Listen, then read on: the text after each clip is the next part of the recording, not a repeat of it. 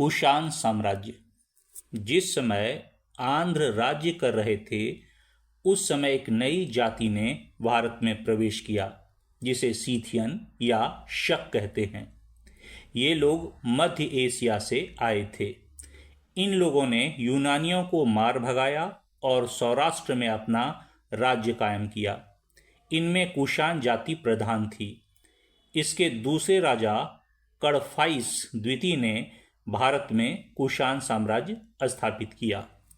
कनिष्क कुषाण राजाओं में कनिष्क सबसे प्रसिद्ध हुआ।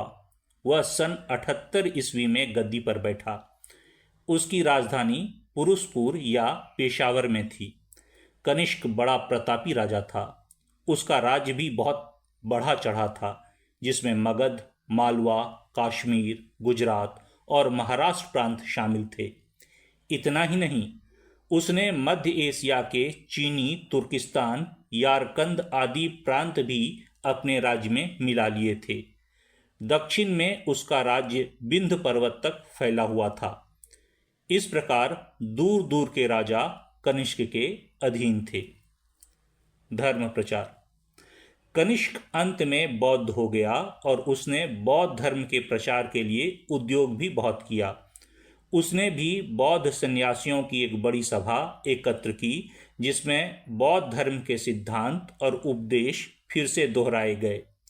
उसने त्रिपिटक नामक बौद्ध धर्म ग्रंथ की टीका भी की।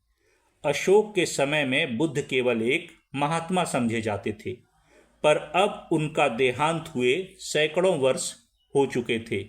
लोग उन्हें ईश्वर का अवतार मानने लगे और उनकी मूर्ति बनाकर पूजने लगे थे। कनिष्क ने लोगों को इसी भावना के अनुसार बौद्ध धर्म के सिद्धांत स्थिर कराए। इसलिए अब बौद्ध धर्म में दो संप्रदाय हो गए। अशोक के समय का बौद्ध धर्म हीनयान और कनिष्क के समय का बौद्ध धर्म महायान कहलाया। पहले में बुद्ध महात्मा माने जाते थे और दूसरे में अवतार। यही इनमें साधारण भेद है। कनिष्क ने भी अपने समय के सिद्धांत का प्रचार करने के लिए चीन, Japan, Tibet, Brahma, Ceylon, Persia आदि देशों में प्रचारक भेजे थे। कनिष्क ने पेशावर के बाहर एक बौद्ध मंदिर और उसके एक हाकिम ने काशी में एक विहार बनवाया था। इन्हीं सब कारणों से वह दूसरा अशोक कहलाता है। चरित्र कनिष्क बड़ा विद्या प्रेमी था। उसके दरबार में ज्ञान विज्ञान जानने वाले कितने ही पंडित रहते थे। प्रसिद्ध वैद्य चरक महाराज कनिष्क के यहाँ ही रहते थे, जिन्होंने चरक संहिता नामक एक उत्तम वैदिक ग्रंथ की रचना की थी। कनिष्क का शासन बहुत उत्तम था। प्रजा को खूब आराम था। खेद है कि इस भले सम्राट को उसी के कुछ सैनिक अफसरों ने गला घोंटकर मार डाला। शकाब्द आज जो शकाब्द संवत के साथ चलता है और जिसका प्रारंभ सन 78 ईस्वी से होता है, कनिष्क ने ही चलाया था।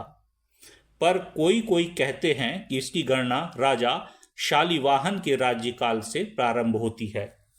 पतन कनिष्क के बाद उसका पुत्र हुइस्क सम्राट हुआ, जिसने 138 ईस्वी तक राज्य किया। हुइस्क के बाद उसका पुत्र वासुदेव प्रथम गद्दी पर बैठा। उसने बौद्ध धर्म त्याग कर शैव मत स्वीकार कर लिया। वासुदेव के समय में कुषाण साम्राज्य का पाया खिसकने लगा। भारत के नरेश स्वाधीन होने लगे। उधर मध्य एशिया के हुनों के दल आकर कुषाण साम्राज्य को तहस नहस करने लगे। देश दशा कुषाण साम्राज्य के समय में भारत की दशा बहुत अच्छी थी। यहाँ के व्यापारी दूर दूर के देशों में जाकर व्यापार करते थे। यहाँ से करोड़ों रुपए के मोती, रेशमी और सूती वस्त्र, मसाले आदि विदेशों को भेजे जाते थे। बाहर की लक्ष्मी भारत में आती थी। उन दिनों भड़ौच के बंदरगाह का नाम दूर दूर तक फैल गया था। साहित्य और कला की खूब उन्नति थी।